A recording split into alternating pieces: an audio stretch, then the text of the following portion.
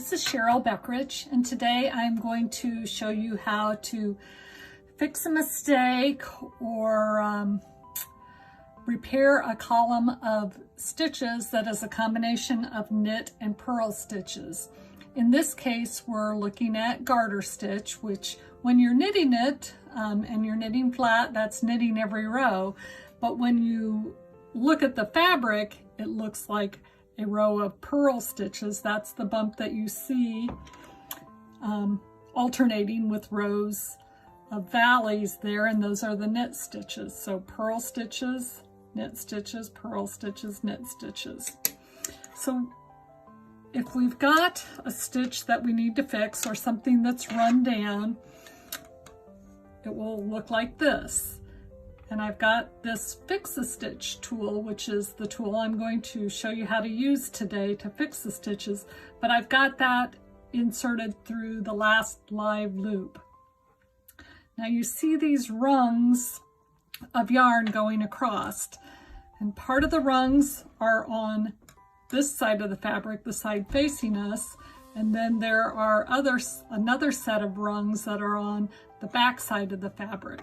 So when you're looking at the fabric, the rungs that are on the front of the fabric or the side facing you are flanked by purl stitches, so those will become purl stitches.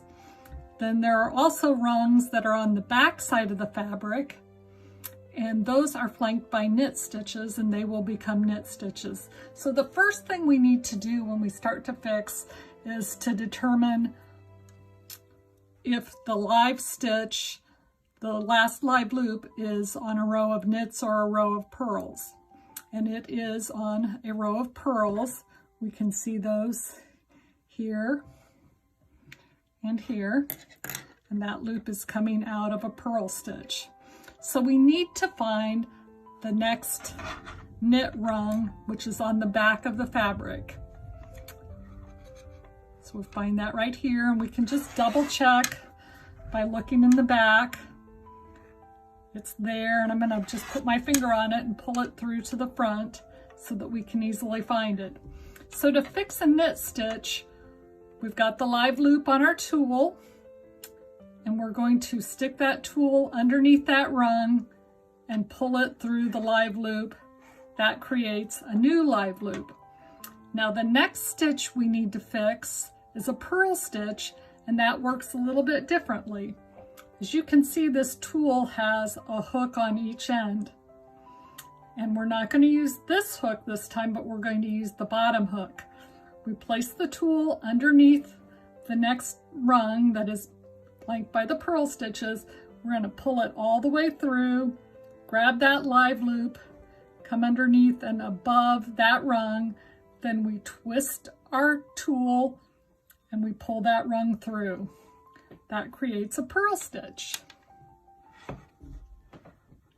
Then we'll fix the next knit stitch. Have to find the next knit rung that's on the fabric behind. Insert our Fix a Stitch tool underneath it and simply pull it through. That makes a knit stitch. Then to get the next purl stitch, we go underneath, slide all the way down to the bottom hook, pull it underneath, hook that purl rung and pull it through.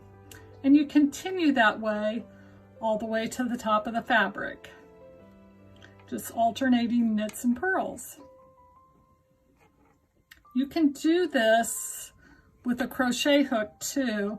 It's just a little bit harder. You need to, on the purl stitches, you'll need to remove the hook and insert it in the other direction since there's only a hook on one end. There's a knit stitch, another purl,